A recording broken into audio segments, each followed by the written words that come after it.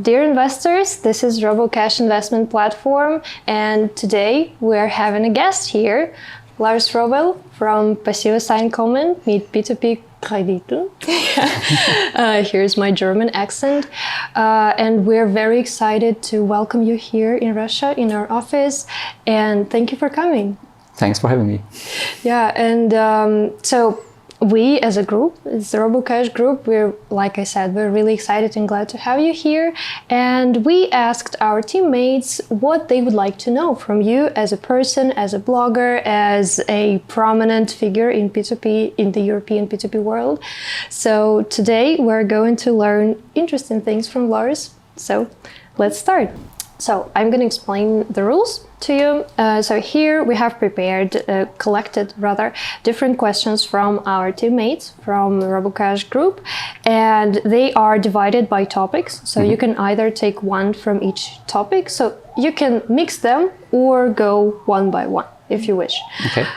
So the topics we're going to cover are investment, your blogging, your expressions of Russia, okay, and some questions related to the market and to our platform, the way you see it as investor, as blogger.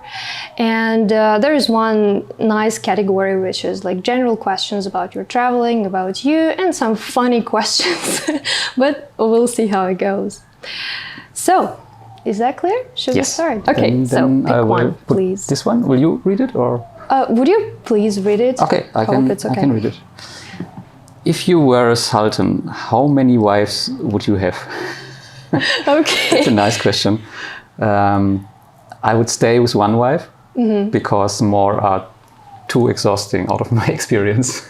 Out of your experience? Yeah, okay. so more at one time. So I hope now from my ex-girlfriends will show this video. Okay. We'll think about it. We will not send it to her for sure. So yeah. Okay. So this was the general category of the fun questions. Obviously, nothing from investment. Oh, that's nice. Yeah. Yeah. So you can take something from there or from a different pile if you wish. Now I will take something from here. Oh yeah. And it's crypto or stocks. Yeah. So I'm invested in both, but the base, so the fundament is definitely the stock market. So I'm invested around 60% of my portfolio is invested in the stock market. And right now around 15% in cryptocurrencies. But the reason for this is the raise of the value of the currencies from last year. I think last year at the same time I was around 5%. And I did nearly nothing, but now it's raised to 15% because the Bitcoin is at, I'm not sure right now, 51K in euro. So it's a lot. Probably, yeah, that's a lot. But and do you have any plans for this year to increase your sharing in crypto, or no, definitely not, because it's so high volatile and it doesn't make sense at all. And I bought the first Bitcoin, for example, at 1.2K. And the first Ethereum at 166 euros. So I have a lot of profit already. So it's no need to buy at this price anymore. Definitely, yeah. You were wise to have bought this Bitcoin at that price. Yeah, one of the lucky ones. It's one of my. I try every time. I try to be very early in very early stages of an investment I like. So and this was also with crypto years ago. So, I see. But yeah, I would like to be more earlier in crypto. So I know some people, they bought the Ethereum for €1, for example. No way. Yeah. They must be rich, like somewhere in the Bahamas, investing even more, of course. Yeah. Yeah. Okay. Okay. Yeah. So let's pick one more. So this was the funny one. This was investment. Probably, yes. Well, those are not only the funny ones, it's also something general about personality, I'd say. But the funny ones are there too. In general, what is the most interesting and important thing for investors this year? In the P2P market. In the P2P market? Yes. I should have written this in the question, but sorry. I would say the regulation. Because regulation is a big topic in Latvia this year.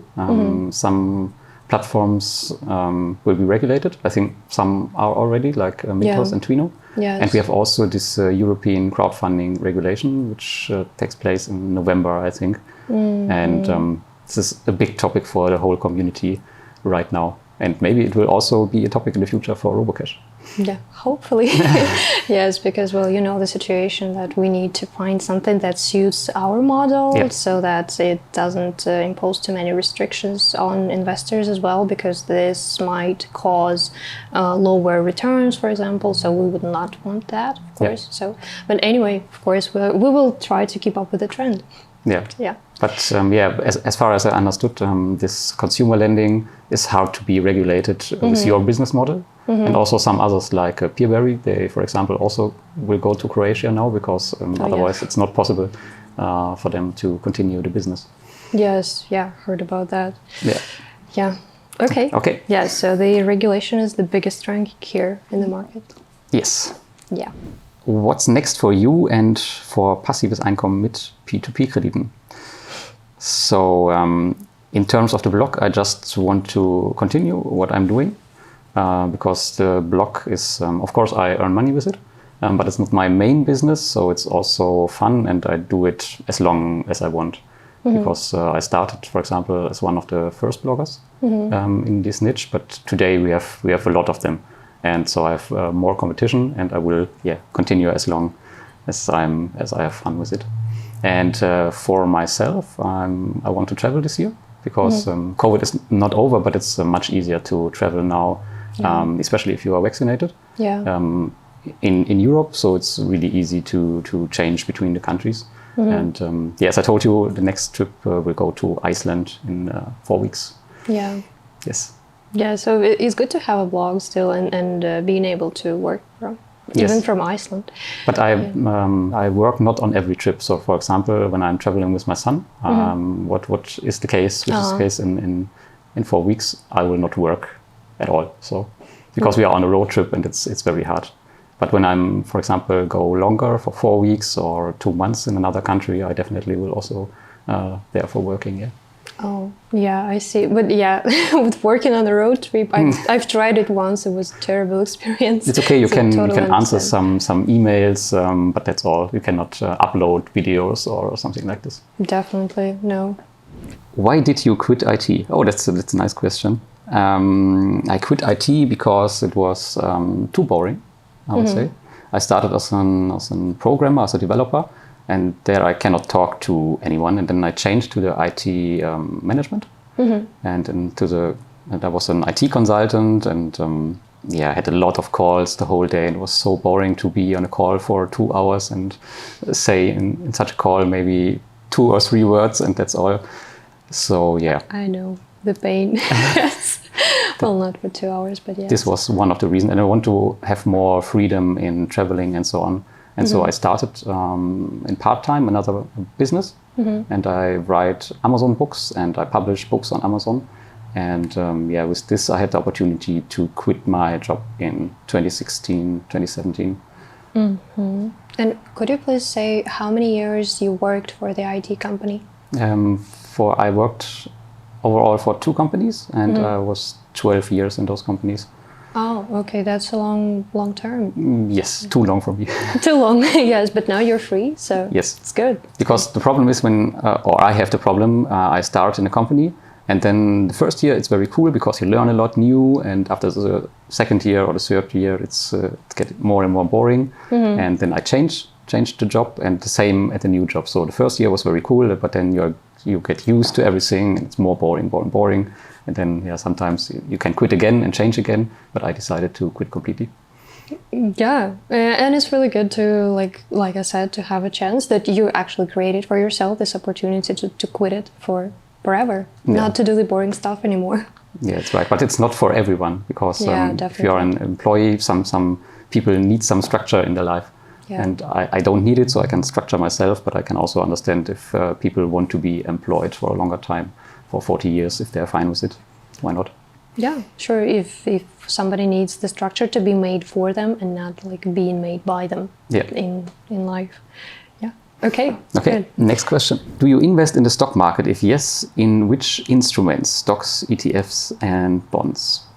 So yes, as I told already, I invest in the stock market, and I'm mostly using instruments which generates cash flow. So I like it to invest in ETFs who pay out something on a monthly basis or quarterly, or also in single stocks. So my whole investment strategy is based on cash flow. So I try to replace everything if I want. So if I want, for example, to stop my blog or stop my books tomorrow, I can live also from the dividends and the capital gains. So that's the plan. So you need a lot of money for this, but it's possible if you start very early or with a lot of money, or you save a lot. I told you about this FIRE community. I'm not really part of this, but I also try to save a lot. And if I want, I can switch from one income to another very easily. Yeah, so you were describing this and I was thinking, yes, that's the FIRE dream, like to have so much invested that the dividends pay your living. So, yeah, and you have something for your kids probably to inherit. Oh, yeah. But for you in Russia, it's also possible to invest in stocks, right? Yeah, sure, to invest in stocks. I'm not much of an expert here, to be honest, like investing in stock things. But yes, it's totally possible to invest also in foreign companies. We have this bank that provides this opportunity. So yeah, and like I said, it's getting more popular here in Russia, investing in stocks particularly, ETFs, bonds as well, and people are getting more educated on this as well, because the educational courses are provided and they're actually advertised and promoted, and you are even given, so you take a course, you finish it, and you are given some stocks from some Russian companies, I believe. So like Детский мир, the Kids World, this is a huge shop for children. So yeah, this is a chain store actually. If I can ask, is your employees, are they also all invested in the stock market, or a lot of them? Do you know it? I think a lot of them. I cannot speak for all of them because it's not that I came to every one of them and asked, but as far as I know, many of them do invest. Yes, we have qualified investors as well. If I remember it well, Grigory Shukunov, which you're going to talk to, he is a qualified investor. So yeah, that's a popular topic here inside the company as well. So many people are invested and they are glad they are happy. So he can definitely teach you how to invest in the stock market also. Yeah. Name top 5 places you think are worth visiting. So it's 2 places in Japan, I would say. It's Kyoto and Tokyo. Very big cities, but very different. So Kyoto is very traditional, and Tokyo is the center of technology and anime and so on.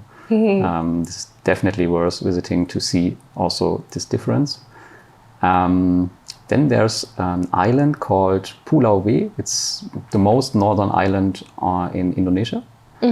And if you are a scuba diver, there are a lot of corals and shark you can see underwater. For example, there I see my first shark, and when I dived there, I saw 13 sharks. So the first sharks were a lot. Of them. Well, were you in a cage or how No. It was not in the cage. Normally they are not dangerous.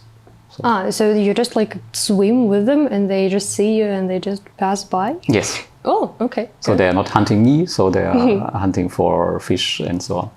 Yeah, they could they could invite you to come along to hunt for fish with them. Yeah. But it's really cool if you see those big fishes and they are so fast underwater. It's absolutely crazy.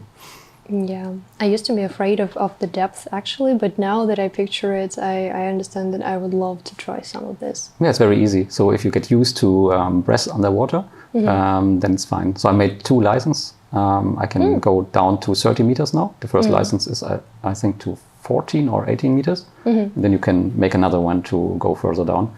And the further you go down, the darker will be the light. And this is very, frightening. Yes. Or I'm afraid to go deeper because it goes darker. That's a little bit crazy. Okay, 2 places left, right? Because 5 places. Another one are the Scottish Highlands. I go there once per year if it's possible. So during COVID it was a bit complicated. But it's very cool to go from Germany to that place because I'm going from Frankfurt to Glasgow. It's 1 hour maybe. And from there to the Highlands, it's maybe 1 hour with the car. And I go there in the wintertime because in the wintertime it's completely empty because most of the people are thinking that the weather is very bad in Scotland. So they usually don't go in the wintertime. But in reality, it's really beautiful. So I go there at least 1 or 2 weeks just to relax and without internet. And this is really, really cool. And the last place would be, I think, Taipei in Taiwan. This is the capital of Taiwan, and it's also a huge city. And it looks very, sometimes shitty, I would say. Okay. But on the other side, they are really far developed. So they are very good in the public transportation. They have a lot of electric scooters in the city. So it's cool to see this difference. And also the food is very good. Oh, okay. Well, we know that you're fond of Asian food, so yeah, it's good that Taiwan has them. Yeah. So this was the 5th place. So yeah, why don't you just invest in ETFs like S&P 500 or others? Because it's too boring. Okay. Because of course you can do this, but they are not the best instrument in terms of cash flow. That's why using, for example, P2P lending. Because it's a very good asset class if you focus on cash flow, because you know what you get at the end of the month, for example. Of course, not on all platforms, but for example, on Robo.cash or also others, Bondora or sometimes Mintos also. It depends on the loan originator, but mostly you know what you get at the end of the month, and this is really cool. Yeah. But of course, the most easiest way is, I would not say the S&P 500, but maybe some world ETF, something like this. But if you are cash flow based, then it's not the best option because this dividend yield is very, very low compared to other instruments. Okay, thanks.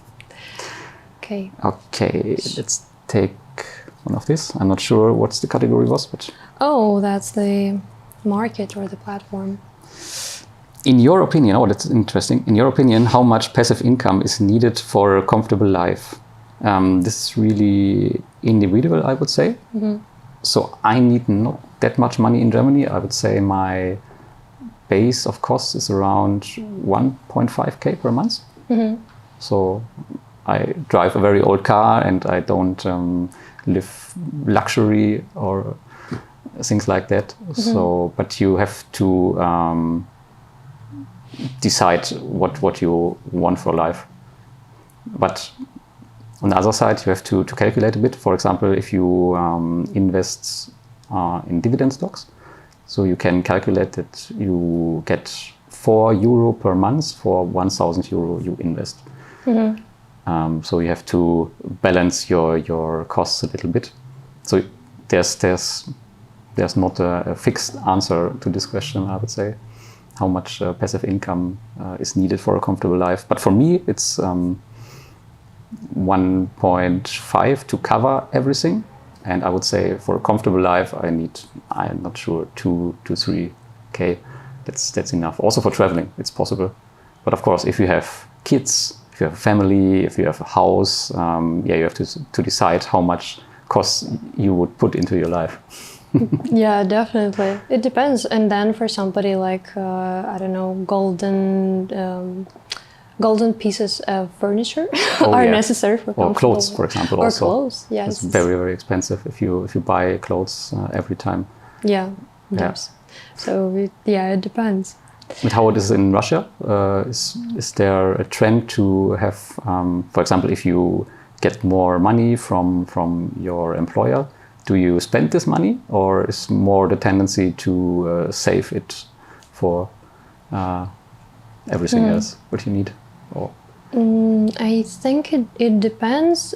It's not that we're big savers. I mean, with the Russians. So people in Russia would tend to buy something comfortable. So like, I don't know, quality food, go to restaurants, cafes, not to cook at home, and buying some clothes probably.